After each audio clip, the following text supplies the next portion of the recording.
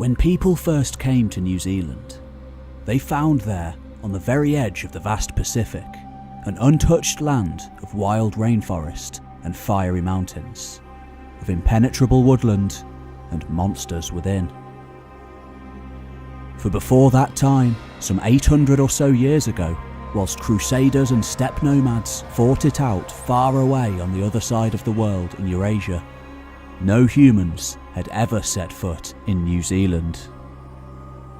Upon those islands, existing in perfect isolation from the rest of the world, could then be found a rich tapestry of life, eons in the making, since that landmass first split off from the other continents on Earth some 80 million years ago, embarking it on its own unique evolutionary path. Not only was New Zealand unpopulated by humans, but it was mostly lacking in mammals in general. For this was a land of birds, avian fauna having filled every single ecological niche in the food chain, ranging from colossal megafauna known as moa that once stalked the forest floor, far larger than any birds that walk the earth today, to the last tiny holdouts that survived to the present. Here, at the very edge of the earth, then existed a prehistoric lost world of flightless giants and winged predators, left alone to grow to immense sizes in perfect equilibrium with each other for millions of years. Yet, all this was about to change. For some time, around 800 years ago, gliding along the waves by sail and oar on double-canoed catamarans, likely numbering no more than a few hundred hardy and determined travellers at first, either fleeing from strife in their homeland or striking out anew, humans arrived in New Zealand. Originating in Southeast Asia some 3,000 years ago or more, the far-flung people known today as Polynesians had made crossing the open Pacific their specialty. Ushered ever onwards by the innate human desire to move and explore. Guided across the horizon by the skill of master navigators, utilising time-honoured techniques of pathfinding, passed on to chosen individuals down through the generations. Today, we can only speculate and wonder at the lives those early Polynesian settlers lived, the stories they told, the sights they saw, and the journeys they made. For when that first ship to arrive in New Zealand left its original homeland, perhaps somewhere in the Society Islands, far to the north, reaching land was far from guaranteed. Archaeological and anthropological evidence suggests those settlers who first landed on New Zealand did so by the end of the 13th century. It had a different name then, Aotearoa, meaning land of the long white cloud, originally just representing the North Island. As chance would have it, this turned out to be the very last significant landmass to be colonised by humans anywhere on the planet. This being, in fact, one of the very last exploratory expeditions of Polynesians anywhere. The tradition of great seagoing voyages having fallen out of custom by around the 14th century. Nevertheless, in time, that clan, or perhaps groups of clans, who didn't arrive at their destination until the High Middle Ages, would grow to become one of the most populous Polynesian islands of all, numbering some 100,000 people by the time they were discovered by Europeans on the verge of the Victorian era. We know them today as the Maori, the first people to reach New Zealand. This video is sponsored by Magellan TV, a brand new educational streaming service with over 2,000 documentaries to watch on all manner of different subjects. Magellan's producers and curators have brought together an astounding collection of documentaries on history, science, nature, culture, and geography, These include films, series, and exclusive playlists you can't find anywhere else. Like Netflix, this is a streaming service, but made just for documentary lovers and knowledge seekers. You can watch Magellan anywhere at any time on any device, directly through the high-quality app, which also offers a wide selection of content in 4K at no extra cost. There are no ads or limited access at any time, and the best part, new documentaries are added on a weekly basis. Recently, I've been making my way through Magellan's excellent collection of ancient history documentaries.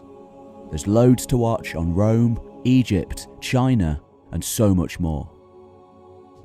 Those of you who head on over to magellantv.com/historytime or use my link in the description below will get a free trial. So what are you waiting for? Head on over and get yourself some free knowledge.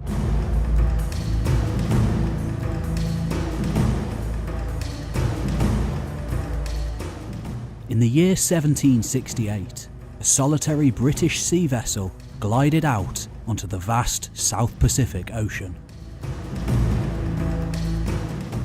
She was destined to be the first European ship to make landfall on the islands of New Zealand. Constructed using state-of-the-art new technology, the HMS Endeavour had been commissioned on behalf of the Royal Navy to undertake a voyage of scientific inquiry and exploration in the area, with a view to locating the long hypothesised continent of Terra Australis, then little more than a blank section on the map.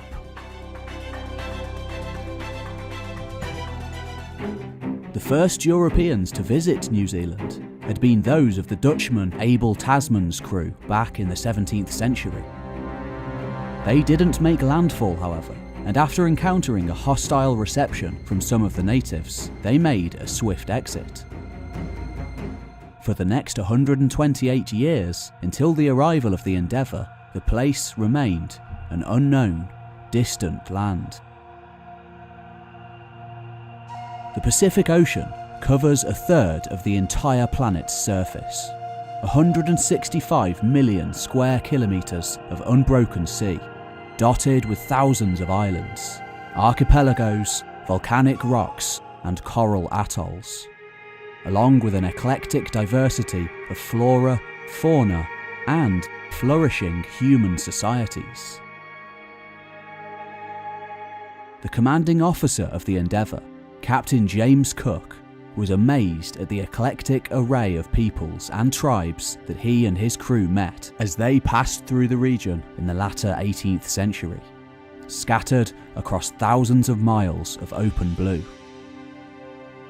Though these people living on such vastly separate islands as Tonga, Samoa, Easter Island, and Hawaii did have differences, for the most part it was their similarities that were more noticeable, even though some were completely cut off from the outside world when Cook arrived.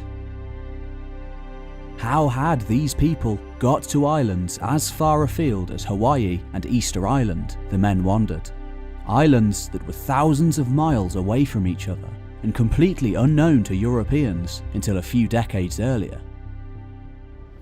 Of course, theories would abound in the coming decades of long-lost Pacific-spanning continents sinking under the sea at some point in antiquity, leaving those far-flung islanders presumably clinging on to mountains and highlands as the last survivors.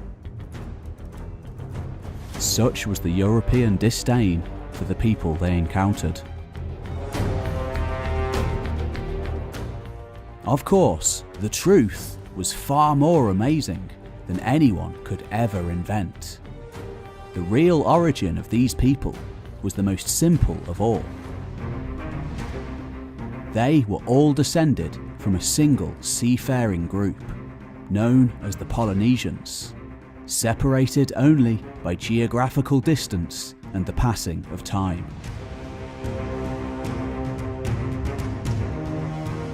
In September 1769, the Endeavour anchored off the coast of New Zealand, becoming the first European vessel to successfully reach the islands since that of Abel Tasman 127 years earlier.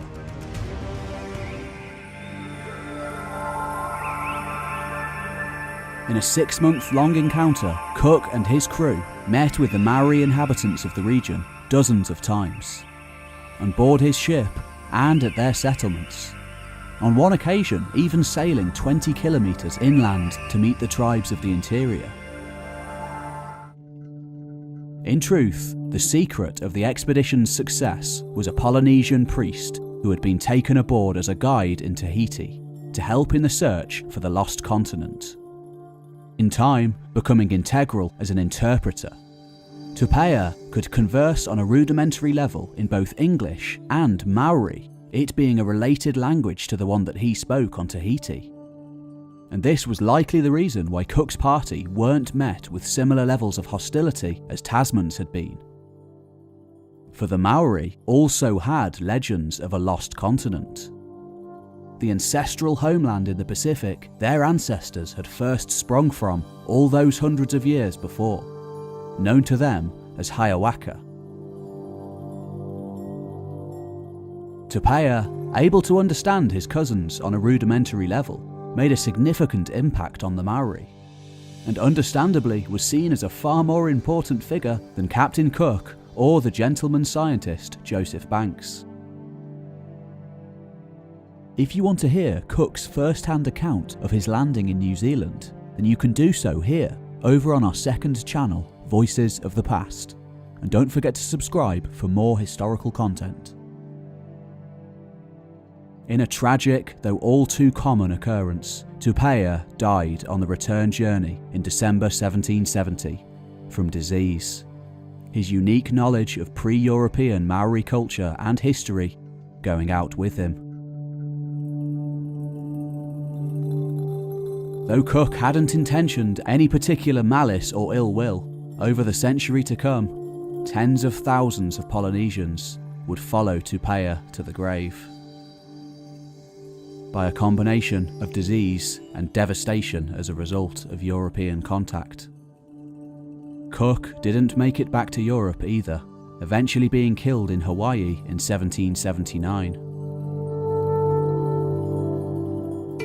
During the course of his 3 voyages and 4 visits to the country, Cook circumnavigated the entirety of New Zealand, spending a total of 328 days off its coast. There had been misunderstandings. In 1773, for example, 10 expedition members were killed and eaten after a particularly deadly encounter with a group of Maori warriors. Nevertheless, on the whole, with the initial help from Tupaia, Cook was as respectful as he could be, introducing numerous areas to the existence of the wider world. By the late 18th century, the Maori population probably stood at around 100,000. Upon the arrival of Europeans, in most areas, day-to-day life didn't change much. It would take some time for the negative impacts of disease and introduced species to become apparent. Though turnips and potatoes introduced by Cook very quickly became staple foods in the areas they were introduced to, and metal began to revolutionise life in others. In time, pigs, metal, and muskets were all introduced, as well as a steady line of sailors, sealers, traders, whalers, and assorted adventurers from Europe, seeking a new life in the wilds of the new continent. Life there would never be the same again.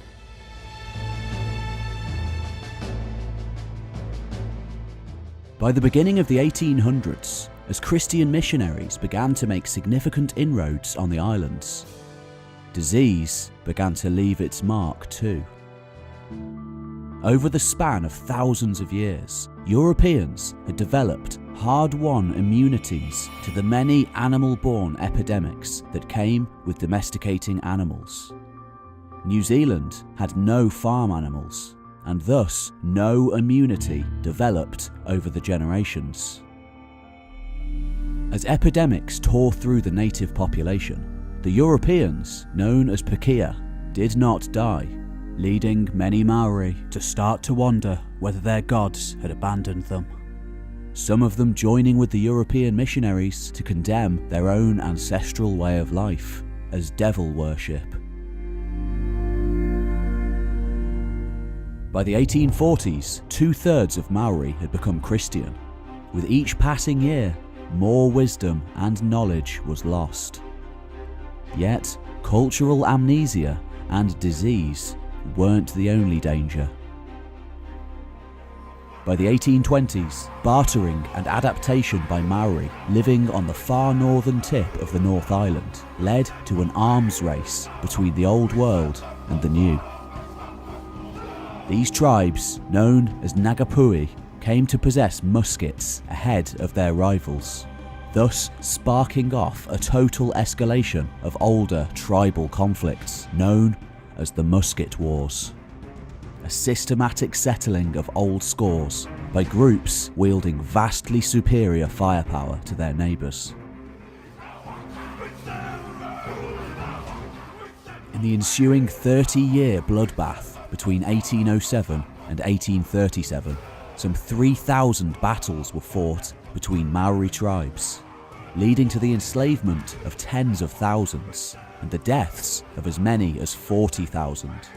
From then on, it was a relatively simple affair for the British to trick elements of the Maori leadership into accepting rule by the British Empire by signing the misleading Treaty of Waitangi. Yet the Maori did not surrender, not by a long shot. A series of fightbacks continued until well into the 1870s, including numerous embarrassing defeats for the British by outnumbered and outgunned Maori warriors. By this time, however, Europeans almost outnumbered the natives. There would be no going back. Despite their clearly impressive levels of adaptability, the racial stereotyping of Maori began very early on, for this was the era of social Darwinism, usually portraying Maoris as little more than savages. A different type to the allegedly simple ones of Australia, but savages nonetheless. The reality being that Australia simply had no domesticatable animals or plants, meaning the people there remained hunter-gatherers, and New Zealand had very few, leading to the farming society that formed. Many Maori had been relatively quick to adapt to European ways of life. No matter how hard the missionaries tried, however, veneration for the ancestors and the traditions of old could not be rooted out. Maori were extremely interested in their own past, preserving it through a culture of oral storytelling. A culture which was still very much alive when certain European writers, and Maori who had recently learned how to write, began to document it during the 1800s, solidifying a rich corpus of mythological tales on paper for the next generation.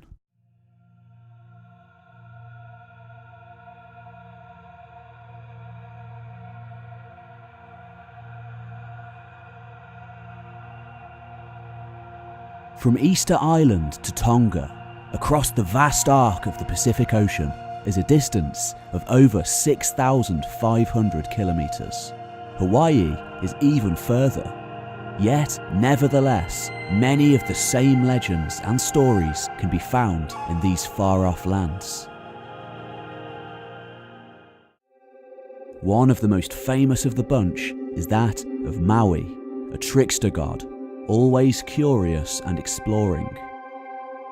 The tale has different details and variations from island to island, yet there are several common aspects held between all, with Maui usually said to have pulled up the islands of the Pacific to the surface using his magic fishing hook after going sailing with his brothers one day. This may seem an unusual tale, yet in the context of Polynesia, it makes perfect sense.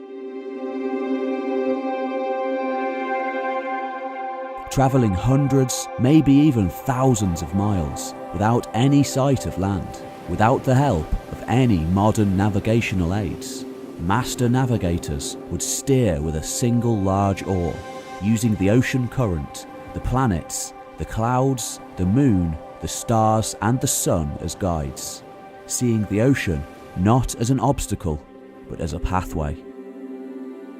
Put simply, from around 1500 BC, when the ancestors of the Polynesians, fishermen and farmers, left Southeast Asia to make a new life on the wide ocean, there were many Mauis.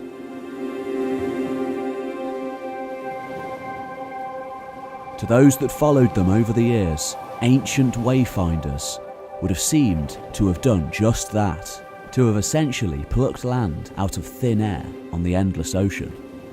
They still had priestly, sacred associations when Cook arrived in the 18th century.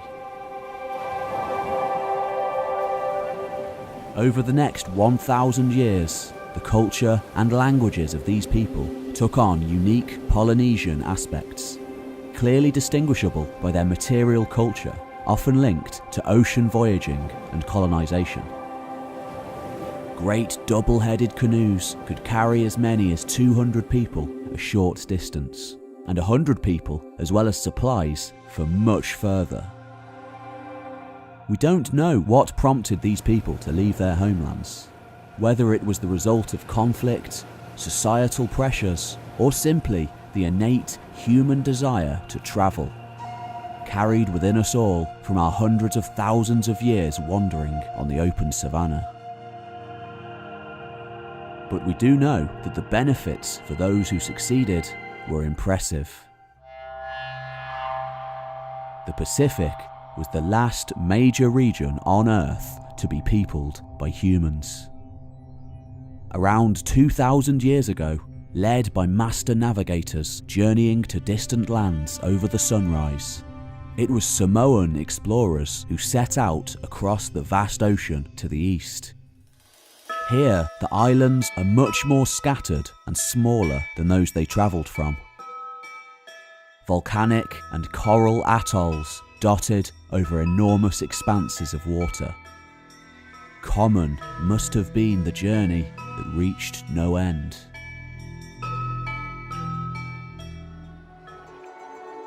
Especially careful organisation was needed, and whilst some islands maintained contacts with each other, others would never hear from their relatives again, remaining completely isolated in their new homes.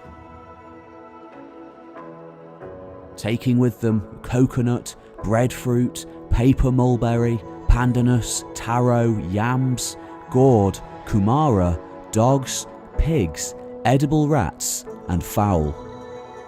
Everything needed to start a new civilization.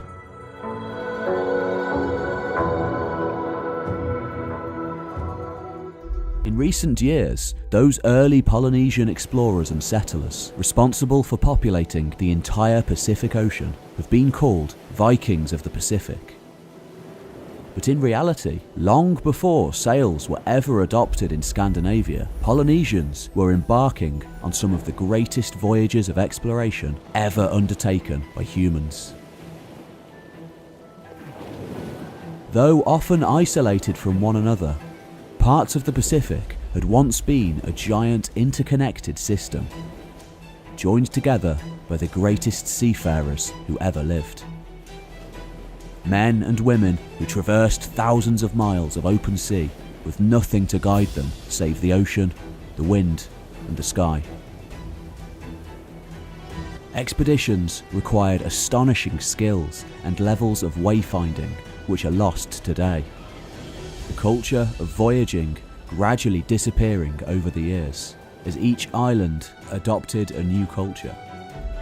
By the 16th century, major voyages seem to have mostly ceased.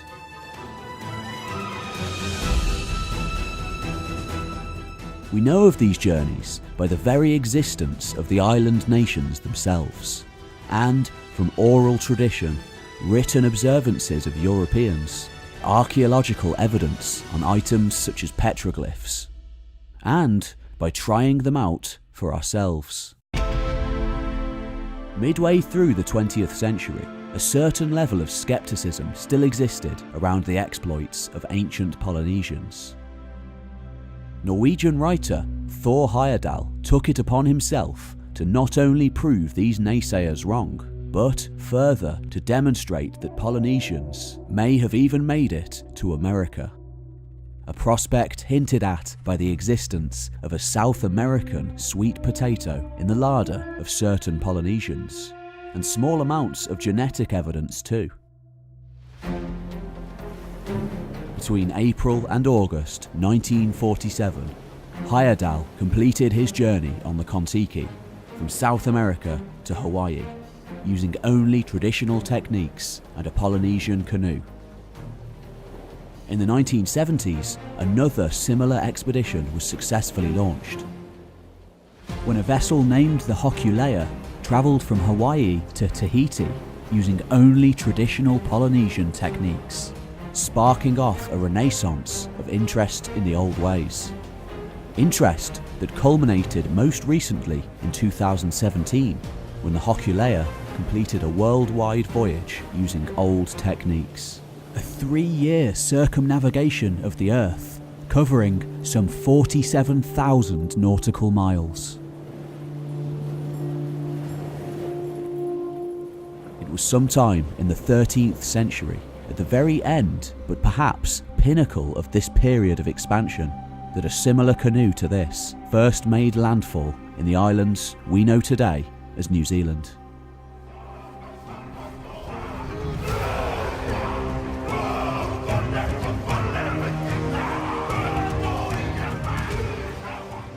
Until relatively recently, the colonisation of New Zealand was thought by many to have occurred as early as the 10th century, led by a Polynesian navigator named Kupe. Only some 400 years later, then being followed by a great fleet of Maori canoes, who displaced the previous Moriori people. Though there may have indeed been a navigator named Kupe, a figure spoken of by many myths all over the islands, the rest of the tale, still taught in schools until well into the second half of the 20th century, is a complete myth. Largely invented by Europeans, and then eventually adopted by Maori through the education system. In reality, there is no evidence whatsoever for one group of earlier settlers who were then displaced by the Maori of the Great Fleet in 1350. The tale, in fact, being favoured to a certain degree as it justified subsequent British claims over New Zealand.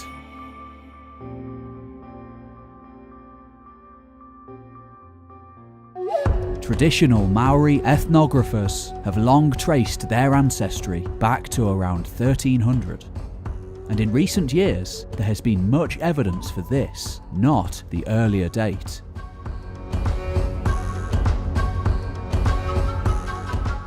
Analysis of rat DNA, stowaways aboard ocean-going vessels that arrived in New Zealand at the same time as the first people, suggests that there may have in fact been multiple colonisations around this time, though it remains near impossible to pinpoint exactly where these voyagers first landed, with varying different theories existing from north to south.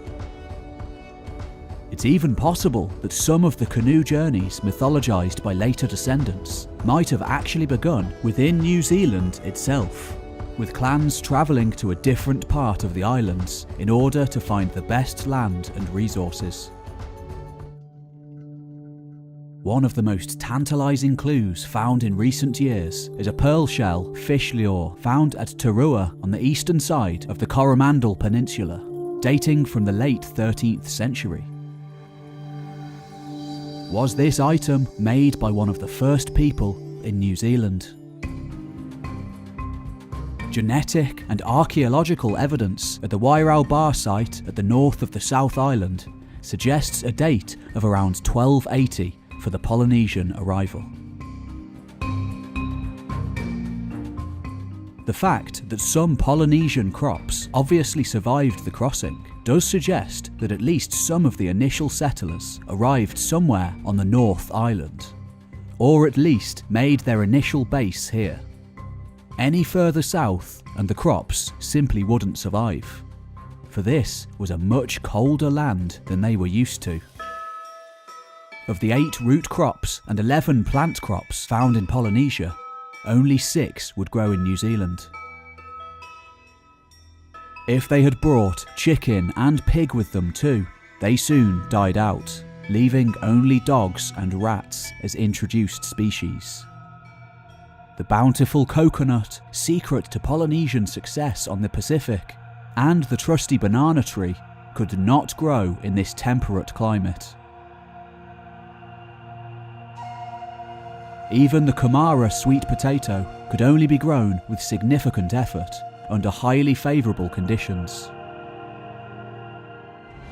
Yet, nonetheless, they, more so than any of their ancestors, had hit the jackpot.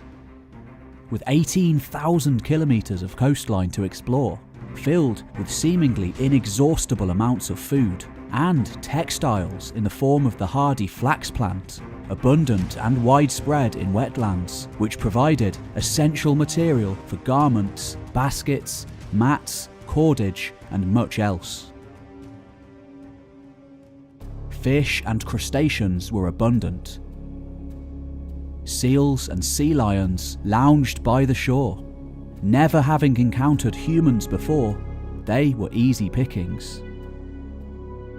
Colossal whales even beached themselves from time to time, no doubt feeding entire communities and, in time, forming a major part of Maori mythology. But it was inland where the greatest prizes of all could be found, for those daring enough to go searching.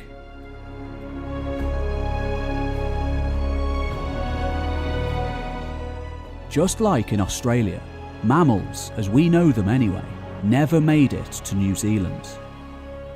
But unlike Australia, where marsupials developed instead, New Zealand's birds became the apex animals, filling all of the niches their mammalian cousins would usually fill in the rest of the world. Some 378 species of them, many of which cannot be found anywhere else on Earth. The most iconic of these avian species must surely be the moa, colossal flightless birds that developed in isolation without the risk of mammalian predators. They spent their lives wandering peacefully around the forest floor and, of course, made easy targets for hungry people. And in time, their staple diet. The Wairau Bar excavations revealed a world moulded by the moa. The people here used moa eggshells to carry water, and their bones for the manufacture of fish hooks, harpoons, and ornaments. At the mouth of the Waitaki River, anywhere between 29,000 to 90,000 individual specimens have been found. Further south, at the mouth of the Shag River, at least 6,000 moa were slaughtered in a very short space of time.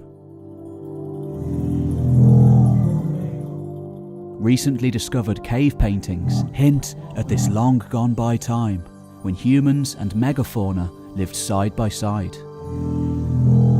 Though archaeology hints at other beasts too. For prior to the human arrival, the moa had just one predator, another animal that grew larger and larger over millions of years in mirroring its prey.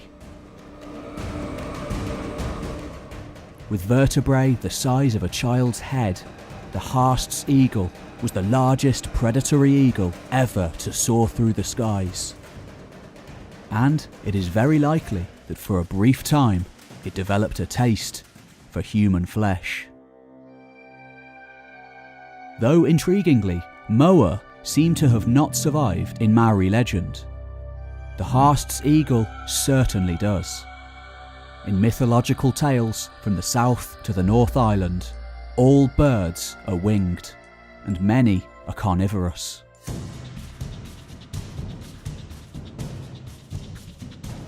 With few alternative sources of food as easy to acquire as moa, who had no fear of humans, New Zealand's newly arrived Polynesian people quickly grew accustomed to killing and eating them. Within a century, all of the slow-breeding moa, along with their predators, were gone forever. It had been the same all over the world in places where animals were not used to humans. In Australia, South America, and even with the mammoths of Europe. Slow-breeding megafauna simply would not survive after fast-breeding and intelligent tool-using humans entered an area. Though eventually Maori would be forced to adopt a largely vegetarian diet, those early settlers lived in a land of plenty, with enough meat to go around. Protein is excellent for fertility, meaning the population would have increased very quickly, with geneticists and demographers arguing that a starting population of just 100 to 200 people could easily have increased to 100,000 by the 18th century, given the massive boost provided by the moa. Archaeological evidence suggests that those early settlers, whether they arrived on just a handful of canoes or many more, had explored all of the islands by the 14th century, even visiting the remotest areas of Fiordland. And they weren't finished either. Some groups may have left New Zealand entirely to attempt to settle the Norfolk Islands, to get to a way station on Pitcairn, on Raoul Island in the Kermadaks, and certainly the Chatham Islands, where a distinct group known as the Moriori developed, the real origin of that earlier New Zealand myth of two Maori tribes.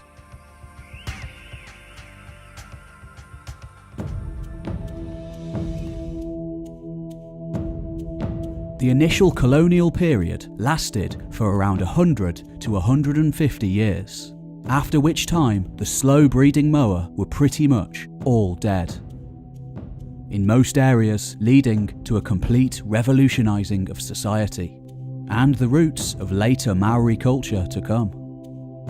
On the South Island, many groups entered a mass migration to better climes on the north, and evidence exists of a great cataclysmic fire that tore across the islands towards the end of this period.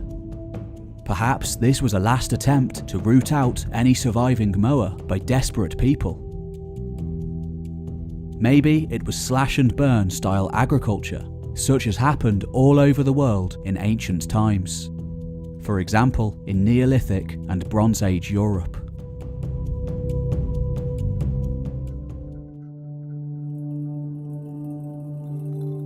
No Polynesian settler would have wanted to kill every single moa, nor did they realise that's what they were doing, the effects of which ended their world.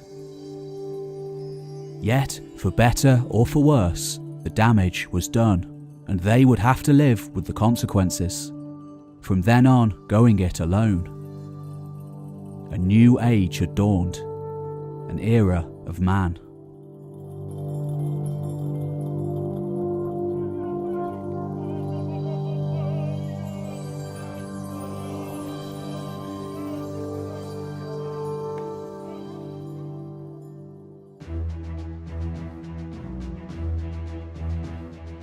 On a misty dawn morning in December 1642, 121 days out of the port city of Jakarta, two Dutch trading vessels sailing on behalf of the Dutch East India Company in order to search out the long hypothesized continent of Terra Australis, sighted land upon the horizon.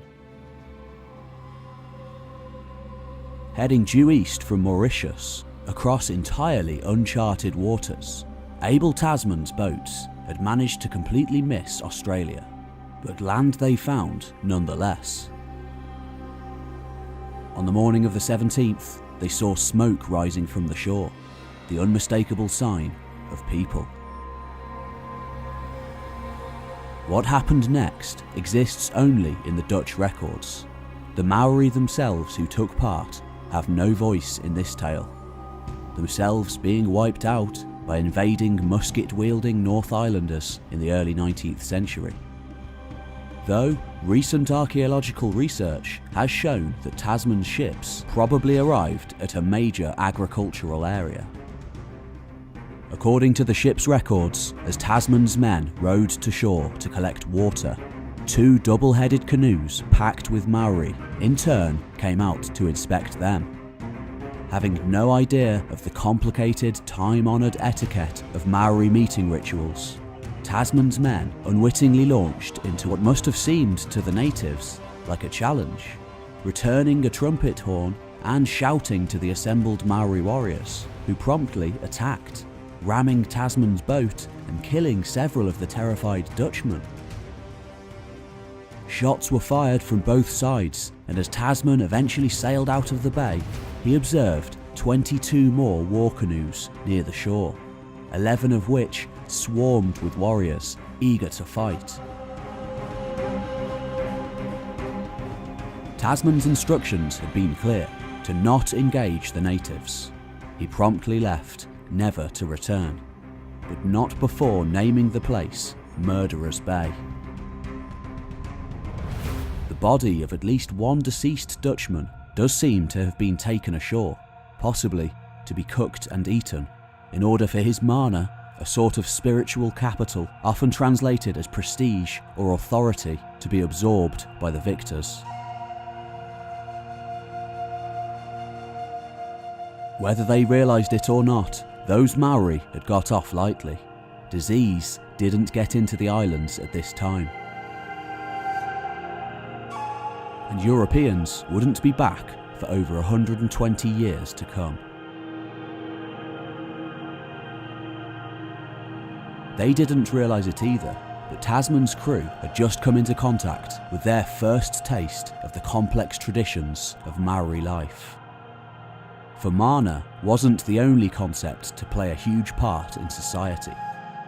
Utu, often seen as a sort of eye for an eye revenge, is far more complicated than that. It is an obligation for reciprocity, not simply negative but positive too. For example, a leading warrior is obliged by tradition to return a gift as much as he is an attack. The breaking of taboo, such as trespassing in a holy area, was tantamount to treason and a death sentence. The roots of this elaborate system of mutual respect between groups lies in the mysterious 14th and 15th centuries, usually seen as a transitional time wherein the Maori became less nomadic, settling down in defined territories and beginning to form associations based on kinship and tribal affiliation, many of which claimed descent from one of those first canoes to land on the islands.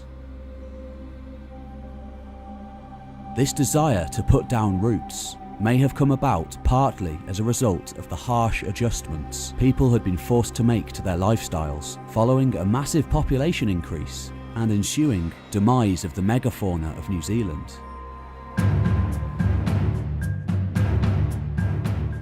It's even possible that certain Maori groups collectively learned from this experience, choosing to not hunt as many of the remaining birds afterwards, and continuing to foster wide-ranging trade networks between areas with access to differing foodstuffs. Thus, Maori not only survived, but flourished by expanding and intensifying their remaining sources of food production. With the exception of the south of the South Island, which remained sparsely populated and fishing reigned supreme, gardening became especially important. Horticulture perhaps providing half of the food of the islands by the 18th century. Foraging too remained important, with many trees and forests becoming partially domesticated, acting as a garden much like the ancient Amazon rainforest. It wasn't just food that was traded either. By the 15th century, South Island Maori were exporting greenstone to the rest of the islands on an industrial scale. Settlers in the Bay of Plenty on the North Island oversaw the distribution of volcanic obsidian to far-flung shores. And Nelson residents at the north of the South Island quarried and distributed argillite. A variety of foodstuffs, only readily available in certain areas, would also be stored and bartered with other tribes. Thus, though the great ocean-going canoes had disappeared by the 18th century, extensive use of waka still remained to travel across lakes, rivers and coasts, from the north to the south, to trade their wares. Thus, by the time Europeans arrived in New Zealand, every possible societal niche had been utilised, and an incredibly complex series of states born. This was the last major community in the world to be untouched by globalisation. On the Chatham Islands, to New Zealand's east, where resources were scarce and the population remained small, as a testament to the power of human adaptability, warfare and violence in general was outlawed. On New Zealand, the population was simply too large to put anything like this in place. But complicated checks and balances did exist to stop any one power from overcoming the others. New Zealand had arguably a more complex and extensive culture than anywhere else in Polynesia. Throughout the 15th century, as the Maori population continued to grow, increased competition for resources not only led to tribal organisations, but warfare. A general culture of competitiveness meant that there was constant need to be vigilant. Sometimes tribes would come together to federate, other times they would fight each other in a shifting patchwork of allegiances. It may be that this system eventually emigrated to the South Island, where people still lived a nomadic existence for longer, perhaps via invading tribes.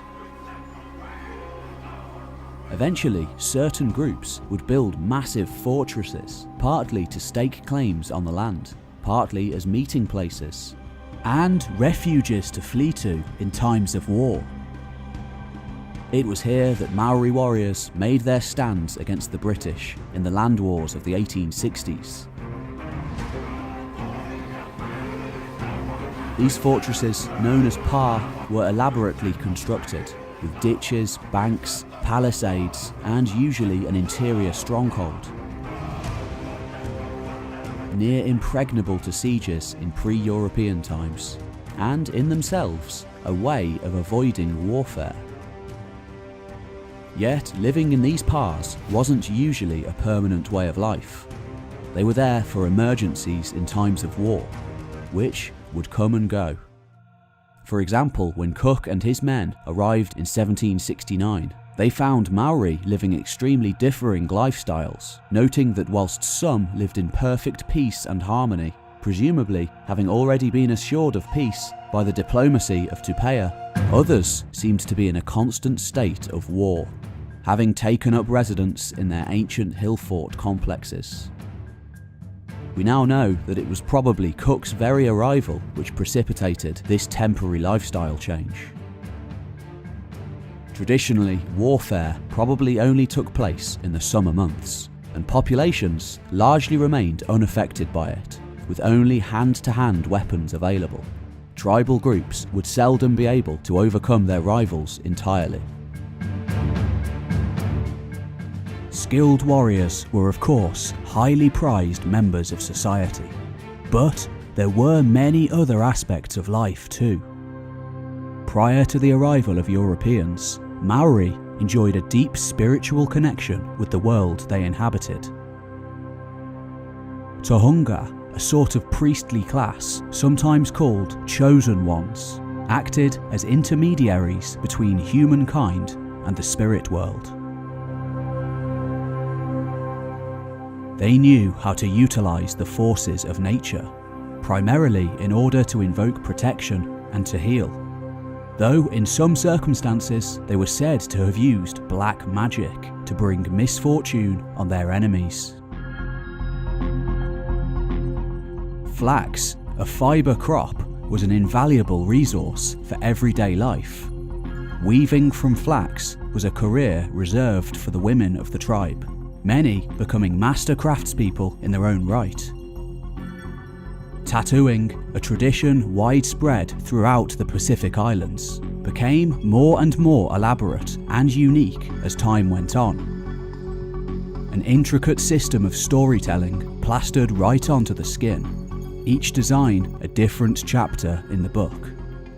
Tattooists were greatly admired, though another art form, wood carving, in time became perhaps the most sought-after skill of all, and one which during the course of the transitional 15th century would distinguish Maori from their East Polynesian forebears. This was very much a career reserved for master craftsmen, experts who would spend their entire lives in enhancing the mana of their entire community through the representation of deities and the spirits of the ancestors. These intricate motifs, somewhat reminiscent of animal art styles found all over the earth, would be placed wherever they could be, on doors, houses, canoes, weapons, staffs, and trinkets. Nevertheless, this was an incredibly harsh life. To live to around 30 was probably the life expectancy. To live to 50 was exceptional.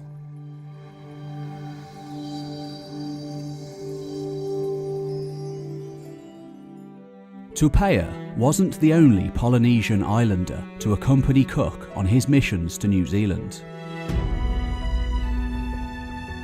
An interpreter named Hiti Hiti accompanied him on his second mission, and Omai on the third.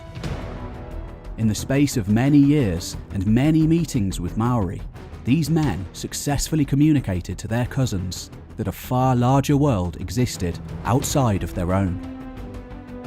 And of course, this knowledge lit a fire of curiosity within many of their hearts.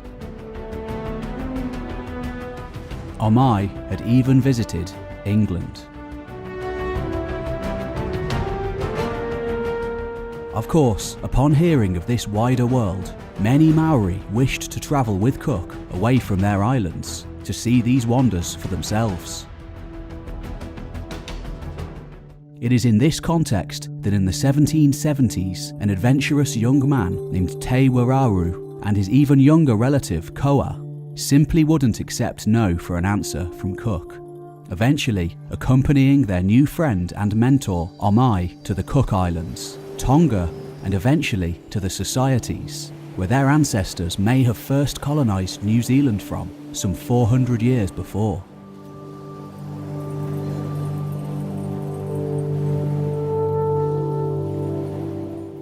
There is a sad end to this tale. Like so many Polynesians over the century to come, all three men died within a few years, before ever returning to New Zealand. The 19th and the 20th centuries were not kind to Maori. Epidemics and a general loss of their place in the world led to a steep decline in population until around 1900. Despite fighting admirably on the front lines for the British during the First and Second World Wars, until very recently, endemic societal disadvantages and governmental laws kept them in a state of second-class citizenship, a situation the nation is still struggling to overcome today. Only time will tell what the future holds.